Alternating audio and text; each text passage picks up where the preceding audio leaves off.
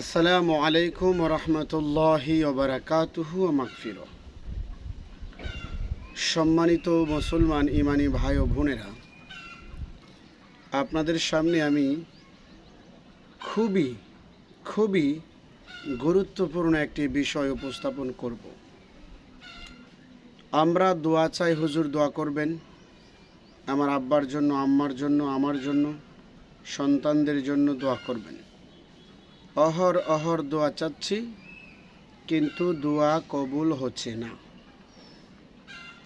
আল্লাহ রাব্বুল আলামিন কোরআনুল কারিমে বলেন, তোমরা আমার কাছে দোয়া চাও, যা চাহিবার আমার কাছে চাও, আমি তোমাদেরকে দান করব।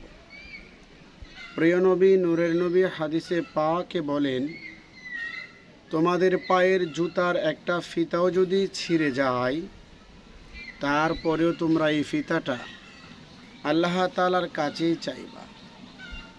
সুতরাং আমাদের জীবনে সুখ, দুঃখ, ব্যথা, বেদনা, যন্ত্রণা, যাতনা, বিষণ্ণতা, যত রকমের বিপদ আপদ আছে, সব কিছু থেকে পরিত্রাণ পেতে একমাত্র আল্লাহ রাব্বুল আলামিনের কাছে চাইতে হবে।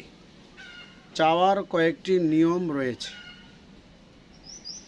উদাহরণস্বরূপ আমি আয়াত দুইটা পরে বলছি।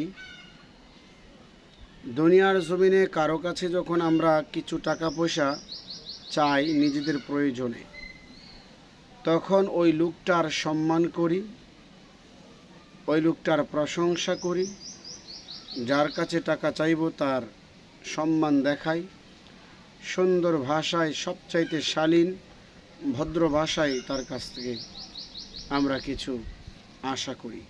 ভদ্র ভাষার মাধ্যমে, সুন্দর ব্যবহারের মাধ্যমে তার মনটা নরম করার চেষ্টা করে থাকি। আর আমার যে বিপদটা সুন্দর ভাষায় আমি তুলে ধরার চেষ্টা করি, উক্ত ব্যক্তি তখন বেশির অংশ মায়া হয়, আমাদের সমস্যা সমাধান করার চেষ্টা করে। কিন্তু যদি আমরা যাইয়া বলি, ভাই আমার 10,000 টাকা দরকার, এখনই দাও, তাড়াতাড়ি দাও, দেরি করতে পারবো না, অবশ্যই আপনারা যারা ভিডিও শুনছেন আপনারা বলবেন, এই কর্কশ ভাষার মাধ্যমে কারো কাছে হাওলাত চাইলে, সাহায্য চাইলে সাহায্য পাওয়া যাবে না, কখনোই আশা করা যায় না। যদি এটা সাধারণ মানুষের ক্ষেত্রে এমন হয়, তাহলে মহান আল্লাহ রাব্বুল আলামিনের ক্ষেত্রে আরও নম্র, আরও ভদ্র হওয়া প্রয়োজন। আল্লাহ রাব্বুল আলামিন বলেন, দুইটা ক্রাইটেরিয়া যদি তোমরা পূরণ করে আমার কাছে দোয়া চাও, তাহলে তোমরা যা চাও তা আমি তোমাদেরকে প্রদান করব।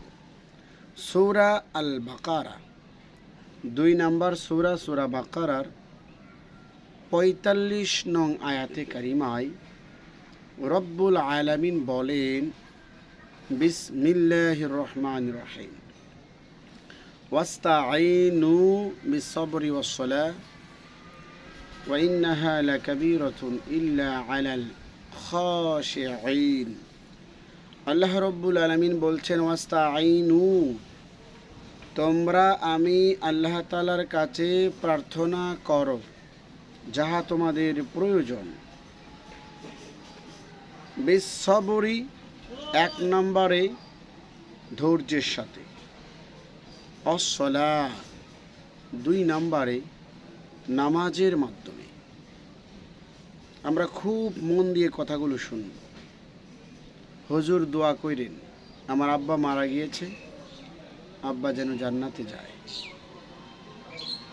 আপনি নামাজ পড়েন না, আমার কাছে দোয়া চান, দোয়া কবুল হয় না। কারণ দোয়ার ক্রাইটেরিয়া 1 নম্বরে ধৈর্য, 2 নম্বরে নামাজ লাগবে। ধৈর্য কাকে বলে? দোয়া চাইতে আছেন, ইবাদত করতে আছেন, 1 দিন, 2 দিন, 3 দিন, 1 বছর, 2 বছর, 20 বছর হয়ে গেল, তারপরেও আপনার কাঙ্ক্ষিত মনোবাসনা পূর্ণ হচ্ছে না, বিরক্ত হয়ে আল্লাহ তাআলার প্রতি অসন্তুষ্ট হয়ে ইবাদত ছেড়ে দিলেন, নামাজ ছেড়ে দিলেন, এটাকে ধৈর্য বলে না। ইব্রাহিম নবী বিবাহর পর থেকে 100 বছর পর্যন্ত রব্বি হাবলি মিনাস সলিহিন, হে আমার রব আপনি আমাকে নেক সন্তান দান করুন, দোয়া করেছে। অবশেষে আল্লাহ তাআলা সুসংবাদ দিয়েছে, ফাবাশশারনাহু বিগুলামিন হালিম, আমি ইব্রাহিমকে সুসংবাদ দিলাম একটা ধৈর্যশীল সহনশীল নেক সন্তানের। এটা হচ্ছে ধৈর্যের ব্যাখ্যা। মৃত্যু অবধি নিশ্চিত মৃত্যু আসার পূর্ব পর্যন্ত আল্লাহ তাআলার কাছে আশা নিয়ে চাইতে হবে। দ্বিতীয় ক্রাইটেরিয়া হচ্ছে নামাজ। বেনামাজির দোয়া কোনো রকম কবুল হবে না। এখানে স্পষ্ট বিসবরি ও সলাহ, নামাজের মাধ্যমে দোয়া করতে হবে। নামাজের মাধ্যমে দুইভাবে দোয়া করা যায়, নামাজের ভিতরেও দোয়া করা যায়। সেজদার মধ্যে নফল নামাজে দাঁড়াইয়া সেজদার মধ্যে যায় সুবহান রব্বিয়াল আ'লা 3 বার বলার পর আপনি আপনার গুনার জন্য রব্বিগ ফিরলি দোয়া চাইতে পারেন। সকলের গুনার জন্য দোয়া চাইতে পারেন, রব্বানা গফির লানা এভাবে চাইতে পারেন। সন্তানের জন্য চাইতে পারেন রব্বি হাবলি মিনাস সলিহিন। আরবি ভাষায় নামাজের সিজদায় 3 বার সুবহান রব্বিল আ'লা বলার পর আপনি আপনার মনের ভাষণা আরবি ভাষায় আল্লাহ তাআলার কাছে ব্যক্ত করতে পারেন, যা মনে চায়। 1 নাম্বার ব্যাখ্যা।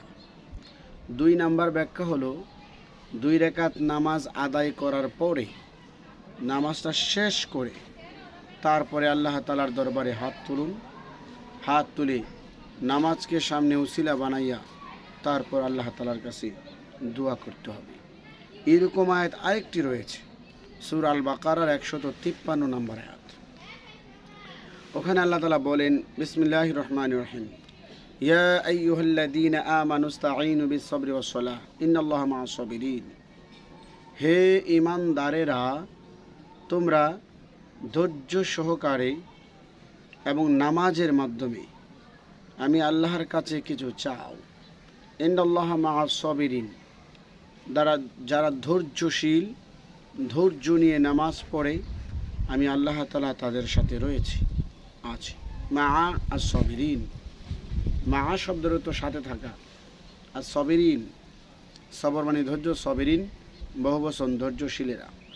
যারা ধৈর্যশীল তাদের সাথে আমি আল্লাহ আছি, অর্থাৎ তাদের দোয়া কবুল করব, তাদের মনের ভাষণা কবুল করব। আশা করি আপনারা বুঝতে পেরেছেন এই 2টি ক্রাইটেরিয়া, ধৈর্য আর নামাজ। যে ব্যক্তি অধৈর্য তার দোয়া কশ্চিন কালেও কবুল হবে না। যে ব্যক্তি বেনামাজি, নামাজ পড়ে না, তার দোয়া কবুল হবে না। যত মিলাদ পড়েন, যত দুরূদ সালাম পড়েন, এই 2টা ক্রাইটেরিয়া পূরণ না করলে আল্লাহ তাআলার কাছে আপনার দোয়ার অ্যাপ্লিকেশন মঞ্জুর হবে না। আশা করি বুঝতে পেরেছেন। আল্লাহ তাআলা এই নিয়ম অনুপাতে, আল্লাহ তাআলার বাতলানো নিয়ম অনুপাতে আল্লাহ তাআলার কাছে চাওয়ার তৌফিক দান করুক। আসসালামু আলাইকুম ওয়া রাহমাতুল্লাহ।